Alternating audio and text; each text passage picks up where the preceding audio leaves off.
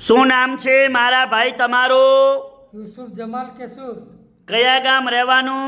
Supasi, city કઈ પડે બાજુમાં? વેરાવળ, ઉતાવળ બોલો. વેરાવળ. બરોબર. હવે શું તકલીફ હતી તમને? ગોઠણમાં ઘસારા થતા, ઠસ બંધ હતી. બરોબર. કેટલા વર્ષની આ તકલીફ હતી? 5 વર્ષની. ઉતાવળ બોલો. 5 વર્ષની. બરોબર. અને અહીંયા અંજારમાં કેટલી વાર આવ્યા? 3 વખત. સરસ. અને કેટલા ટકા ફેર પડી ગયો? 100%. ઉતાવળ બોલો. 100%. મને સંભળાય ઓછું એટલે ઉતાવળ બોલો. 100%. સરસ.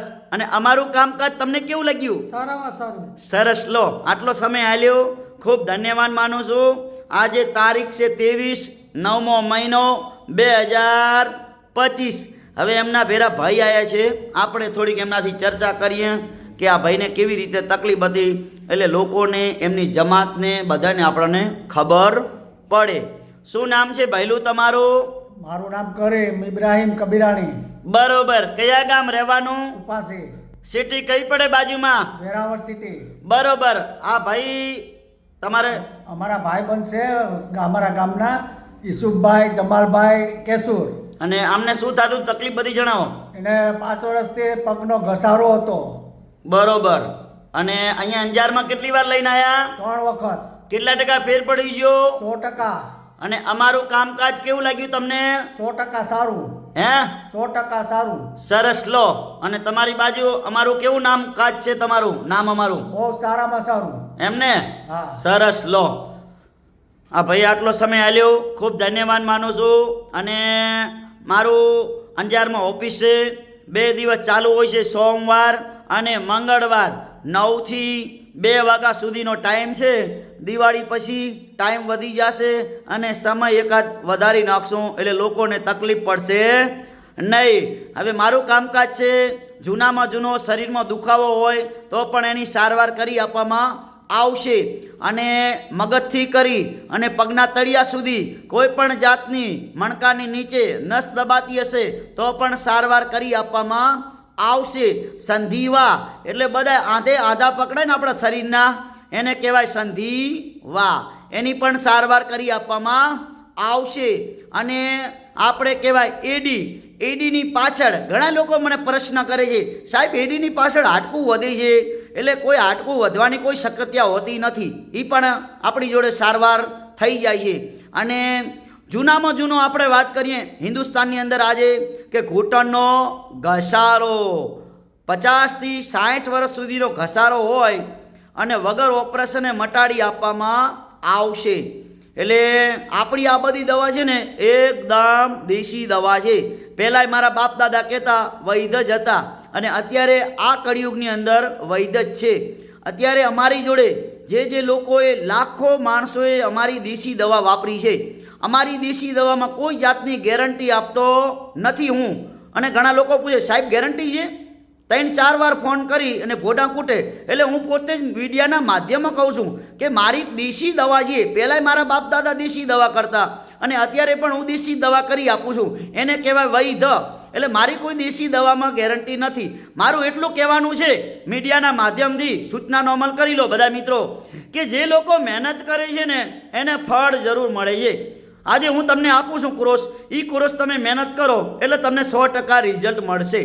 બાકી હવે તમે મહેનત ના કરો, દવા ઘરે જઈને અભરી પર મૂકી દો અને ગામમાં ડાફેરા મારો તો કોઈ મતલબ નથી. ખોટા કોઈ ધક્કા મારી જોડે ખાવાના નહીં. અને એવા મારે કોઈ ખોટા રૂપિયા કમાવાની જરૂર નથી. એટલે મારે તો એક જ, કોઈ ઇન્સ્ટાગ્રામમાં કમાવાની જરૂર નથી યુટ્યુબમાં કમાવાની જરૂર. એક જ આ વિડીયા શેના માટે બનાવું છું કે હિન્દુસ્તાનની અંદર ગરીબ મધ્યમ વર્ગ છે એ લોકોને વિડીયા કામ આવે. અને બીજી વાત એ કે જે લોકો મહેનત કરે છે અને મહેનત પૂરેપૂરી કરે છે, એટલે એ લોકોને મહેનત કરો એટલે ફળ મળે, અને એ લોકો મટે છે એટલે એ લોકોના મને આશીર્વાદ મળે છે. એને કહેવાય ધનવાન. ચોખ્ખી લીટીમાં નીતિ એ જ ધર્મ. એટલે નીતિ અને ધર્મ હોય ને તો મોજ આવે. એટલે મારા વાલાઓ, હું મારું કહેવાનું કડવું છે, પણ કડવું છે ને એ સત્ય હોય, અને કડવું રહ્યું ને એ સત્યનો વિજય થાય હંમેશા માટે. એટલે મારા વાલાઓ, મારા બાપ દાદાએ કહેતા કે ગોળીઓ બધી પીવાની બંધ કરો અને દેશી દવાનો ઈલાજ ચાલુ કરો. જ્યારથી જાગ્યા ત્યારથી હવાર માંડો. અને દેશી દવાનો જેણે અત્યાર સુધીમાં ઈલાજ કર્યો છે ને 100 વર્ષ સુધી જીવે હેરા મારી નજરના સામે. એટલે મારા વાલાઓ દેશી દવા એવી છે કે તંદુરસ્તી રહે શરીરમાં. અને દવા પીવાનું બંધ કરો. અને મારી જોડે કોઈ દવા પીવાની ગોળીઓ કાંઈ આવતી નથી. ખાલી સિર્ફ માલિશ કરવાની દવા આવે. એની નસ ચેક થાય, નસ ચેક કર્યા બાદ માલિશ કરવાની દવા આપું છું, વગર કેમિકલની, શુદ્ધ અને શાકાહારી. ઘણા લોકો મને પૂછે ફોટા પાડેલા છે, ઓલા બધાએ રિપોર્ટ કરેલા છે, એટલે મારે કોઈ રિપોર્ટની જરૂર પડતી નથી. આ રિપોર્ટ વગર મટાડે ને એને કહેવાય વૈધ. હવે બીજી વાત એ કે ઘણા લોકો મને પ્રશ્ન કરે, સાહેબ પેશન્ટને લઈને ના આવું, એમને દવા આપશો? તો મારી દવા એમને કોઈ કામ આવતી નથી. જે લોકોને દર્દી હોય, દર્દીને મારી કને રૂબરૂ લઈને આવો, એની નસ ચેક થાય પછી દવા મારી કામ આવશે. એટલે બધું મીડિયાની માધ્યમથી બોલું છું. સૂચનાનો અમલ કરવો અને સૂચનાનો અમલ કરી અને સમજી લેવું બરોબર. એટલે હું શાંતિથી બોલું છું, તમને સમજાવું છું. મારા વાલાઓ, મારી એકદમ દેશી દવા છે, કોઈ શરીરને હાર્ડ અસર કરતી નથી. અને આપણે હિન્દુસ્તાનની અંદર આજે વિચાર કરીએ કે આપણી 18 વરણ આપણી મા સમાન છે. અને આપણી 18 વરણ પૈસાવાળી નથી મારા વાલાઓ, ગરીબ મધ્યમ વર્ગ છે. આ વિડીયો બનાવવાનું એ કારણ છે કે ઘણા માણસો દવા લઈને પૈસાનું પાણી કરીને ખાટલામાં હોઈ ગયા છે બચારા હરેરીને. હવે એવા લોકોને વિડીયો શેર કરો અને વિડીયાના માધ્યમથી અંજાર અમારી શાખામાં પહોંચી આવે. બીજી શાખા છે રાધનપુરમાં, બનાસકાંઠામાં, તાલુકો રાધનપુર, જિલ્લો પાટણ. રાધનપુરમાં છે અને નજીક પડે તો રાધનપુરની શાખામાં આવી જાય. આ કોન્ટેક્ટ નંબરે પણ આપી દઉં. એટલે મારા વાલાઓ રાહ જોશો નહીં અને દેશી દવાનું ચાલુ કરો ઉપચાર. અને દેશી દવા ચાલુ કરો અને શરીર શુદ્ધ અને નિરોગી બનાવો. એટલે કીધું છે કે દેશી વૈદ. અમારી યુટ્યુબ ચેનલ છે નાનકડી, ફોલો કરજો, 2 લાઈક કરજો અને તમને બધાને વિડીયો જોવા મળતા રહેશે. અનવરભાઈ વૈદ લખ્યું છે. અને આપણે વાત કરીએ હવે કે આપણે અંજારનું એડ્રેસ, અંજારમાં નવી કોરટ, વીડી 4 રસ્તા, પારસ કોમ્પ્લેક્સ, ઓફિસ નંબર 12. સામે છે બગીચો, વીર બાળક સ્મારક બગીચો.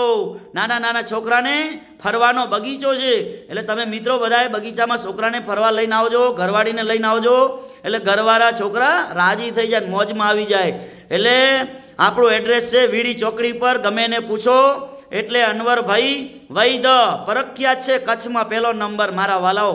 અને દેશી દવા એકદમ શરીરમાં કોઈ હાર્ડ અસર કરતી નથી. મારો કોન્ટેક્ટ નંબર છે 9974424871. એટલે કીધું છે જૂના અને જાણેતા પ્રખ્યાત અનવરભાઈ વૈદ, અંજાર વાળા.